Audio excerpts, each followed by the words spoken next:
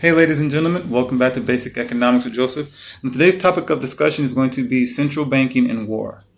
So, one thing I'm learning, ladies and gentlemen, that anytime you had a devaluation of the currency throughout history, you always had war, and this goes far back as far as the Roman Empire.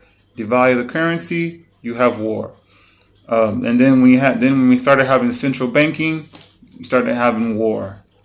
Just pretty much divide the currency, and it burdened the middle class, the working class with inflation to pay for public works and always war. All right. So same thing that's happened throughout U.S. history. Once the central bank was created, you always had war. Once the Federal Reserve was created, America pretty much has been in almost a forever war. And so I started looking into war, and I'm still reading this book, ladies and gentlemen, The Creature from Jekyll Island: A Second Look at the Federal Reserve. I read many different books at the same time, so I usually circle back to one.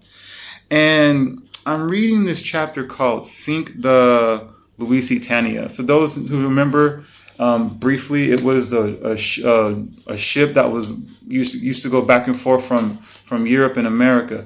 And on this particular day, it says that she left the New York harbor on May 1st, 1915, and was sunk by a German submarine off the coast of Ireland 6 days later. Of the 1,195 persons who lost their life, 195 were Americans. So at that time, ladies and gentlemen, America was pretty neutral, and so basically,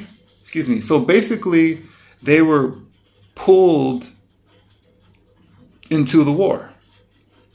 Why? Because one thing I'm noticing, when there is fear and uncertainty, people don't think logically. They think off emotion. They think off that anger.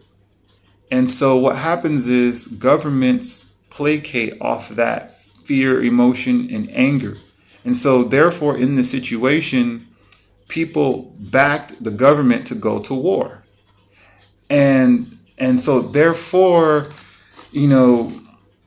and this was actually, I'm going to read something else. This was not by accident. It says, no such warning was issued by President Woodrow Wilson, but there can be no doubt that President Wilson was told of the character of the cargo destined for the Lusitania. He did nothing but to concede on the day he was told of her sinking that the foreknowledge had been given him many sleepless hours. So he knew what was going to happen, but he was powerless to do anything. Why? Because one thing I'm learning about presidents throughout history, they're puppets. They're puppets. Maybe that's the reason why President Trump was so just demolished in the media, because remember, at the end of the day, he's a student of basic financial education. All right, he believes in capitalism, entrepreneur. So maybe that's the reason why he's not a career politician. So presidents are just puppets. That's just my little theory. But so basically, yes, he knew what was going to happen that day to that ship, just so that the America could be pulled into the war. And so it got me thinking, what other catalyst have we seen throughout U.S. history to where something happened, an event happened that made the American people, the population, back the government to go to war? All right, so I'm starting to see a trend. We saw it with World War I, with the sinking of the Lusitania, Pearl Harbor, and basically, if you remember Pearl Harbor, that the attack was on a Sunday morning when all the ships were docked, and there was actually massive warnings that same day as well. But again, nothing happened. And what happened after that? World War II. The government and central banking placated off the people's fear and anxiety of the attack, and World War II popped off. And fast forward, you can say 9/11, the exact same thing, because of what happened that day, those events, the fear, the anger, the uncertainty. Again, governments placated off people's fear, and we went to Iraq and Afghanistan. All right, and ladies and gentlemen, I'm not being insensitive. I'm just starting to notice a trend. It's like each and every time the U.S. went to a massive war, there was always this catalyst that happened where people lost their lives. And this is bringing me now to today. As you can see, if you watch some of like the media outlets, a lot of them are very, very one-sided, and they are, again, like, how do you say, pushing that propaganda for America to invade Russia, or they're just showing one side of the coin and showing all, instead of showing all different sides. And last year or so, we've been seeing, with the pipeline thing, with the pipeline attack. We've been hearing about cyber attacks of the electrical grid and the financial system.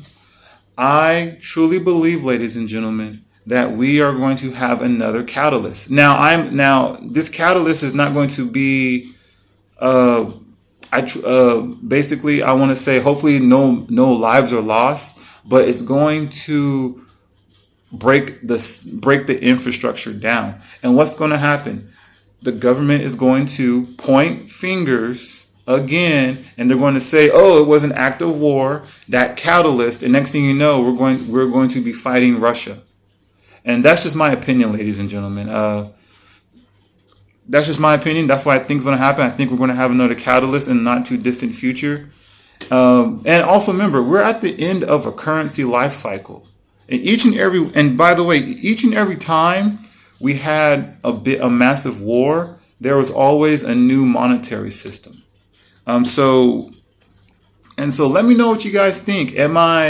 Do I sound like, does it sound like I'm sounding like a conspiracy theorist? Does it sound like fact? Let me know what you guys think.